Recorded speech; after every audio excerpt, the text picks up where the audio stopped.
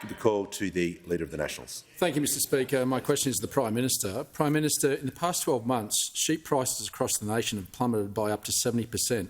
Industry confidence has collapsed and farmers are being forced to the wall as a result of the government's announcement to shut down the live sheep export industry.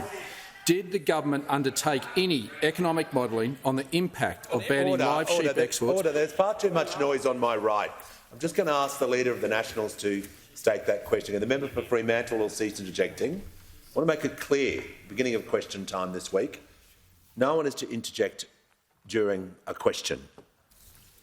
The Leader of the Nationals has the call. Thank you, Mr Speaker. My question is to the Prime Minister. Prime Minister, in the past 12 months, sheep prices across the nation have plummeted by up to 70%. Industry confidence has collapsed and farmers are being forced to the wall as a result of the government's announcement to shut down the live sheep export industry.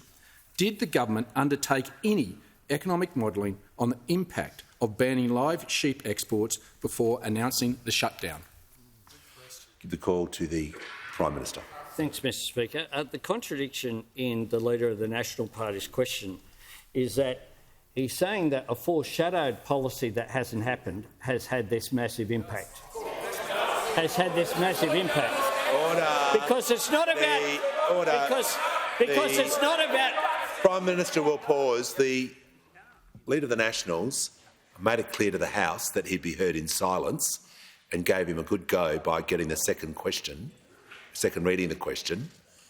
I'd ask the courtesy to be respected to the Prime Minister. Order. The Prime Minister has the call. Because price, of course, doesn't go to investment. That's about future.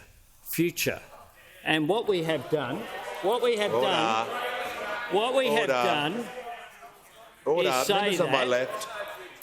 is say that we will respond to this in a considered and an orderly way. We appointed a 4-person independent panel to consult with farmers, communities, supply chain participants to do all of this, to inform when and how this policy could be implemented.